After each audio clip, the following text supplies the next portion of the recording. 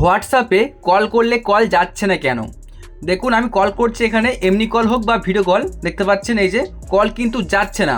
আমি এখানে এমনি কল করলাম, কল যাচ্ছে না। আমি যদি ভিডিও কল করি তাহলে আপনি দেখতে পাবেন, জাস্ট আমি ভিডিও কলে ক্লিক করছি, দেখুন একই সমস্যা কিন্তু হচ্ছে আমার সাথে। তো হতে পারে যে এই সমস্যাটা আপনার সাথেও হচ্ছে, মানে ভিডিও কল হোক বা এমনি কল, কোনো কলই কিন্তু যাচ্ছে না। তো এটা আপনারা কীভাবে ঠিক করবেন চলুন আজকের ভিডিওতে দেখাচ্ছি।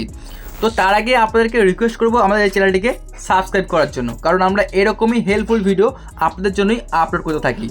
তো এরকম যদি সমস্যা আপনার সাথে হয় তাহলে আপনি কীভাবে ঠিক করবেন আমি দেখাচ্ছি। তো আপনি চাইলে কিন্তু এই কন্টিনিউ অপশনে ক্লিক করলে ঠিক হয়ে যাবে, কিন্তু আমরা এখান দিয়ে ঠিক করবো না, কারণ এখান দিয়ে ঠিক করলে সেই সমস্যা কিন্তু আমার সাথে আবারও হতে পারে। তার জন্য আমরা কি করব, এখান থেকে টোটালি আমরা এখান থেকে ব্যাকে চলে আসবো। জাস্ট এখান থেকে ব্যাকে চলে এলাম। তো জাস্ট আপনি এখান থেকে হোয়াটসঅ্যাপের অ্যাপটিকে খুঁজে নেবেন।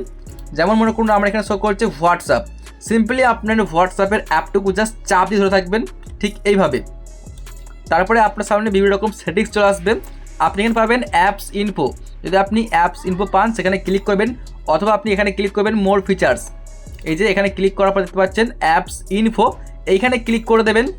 এইখানে ক্লিক করার পরে আপনার সামনে এরকম একটা সেটিংস আসবে।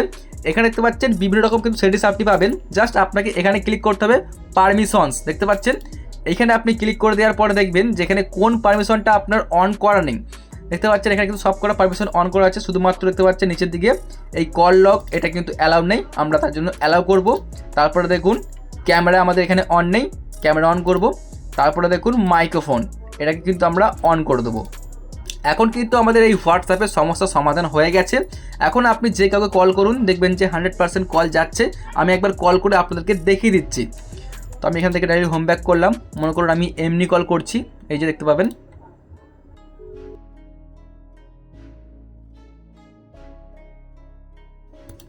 তো কলটা কিন্তু খুব সহজেই চলে গেল। আপনি কিন্তু এভাবেই এমনি কল হোক বা ভিডিও কল করতে পারবেন। তো আশা করছি আপনাদের আর কোনো রকম সমস্যা হবে না। তো যদি আপনাদের এই ভিডিওটা ভালো লেগে থাকে একটা লাইক করুন, চ্যানেলটিকে সাবস্ক্রাইব করে নিন এরকমই ভালো ভালো ভিডিওগুলো সবার আগে দেখার জন্য।